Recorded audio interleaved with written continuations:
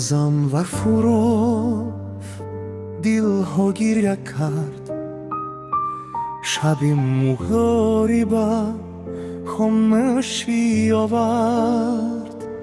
تاجیکستان تماشا میکرد ترم، در چشم مردم ماند هزاران غم. ازم و فرو تو جنگیدی سخت، برای ملت، برای نامی وطن. هر ضربه تو افتخاری ما بود، حتی اگر امروز قسمت دیگر شد. چرا داورم چونین قرار دادن؟ چرا دلی مردم را غمگین کردن؟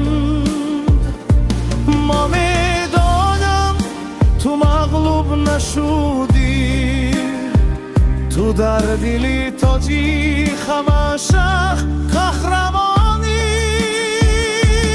مادری تاجیک دعا میکرد شب، پدری تاجیک نگاه میکرد خاموش.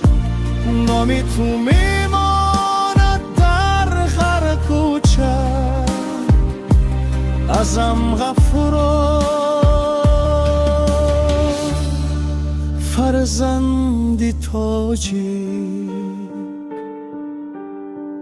امروز غم است ولی فردا نور. باز میایی با میدان با غرور. تاجیکستان پشتی تو میماند، قلبی ملت تو را فراموش نمیکند.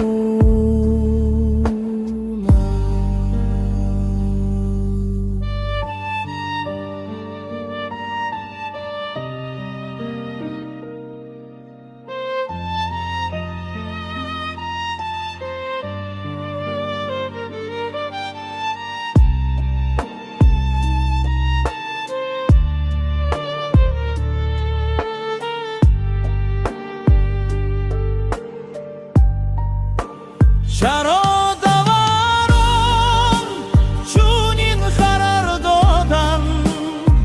چرا دلی مردم را غمگین کردن؟ ما میدانم تو مغلوب نشدی، تو در دلی تاجیک همیشه قهرمانی.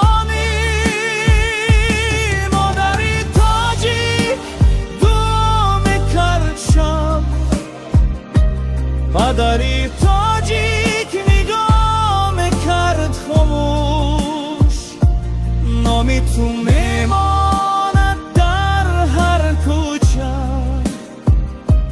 ازم غفورا فرزندی تاجیک.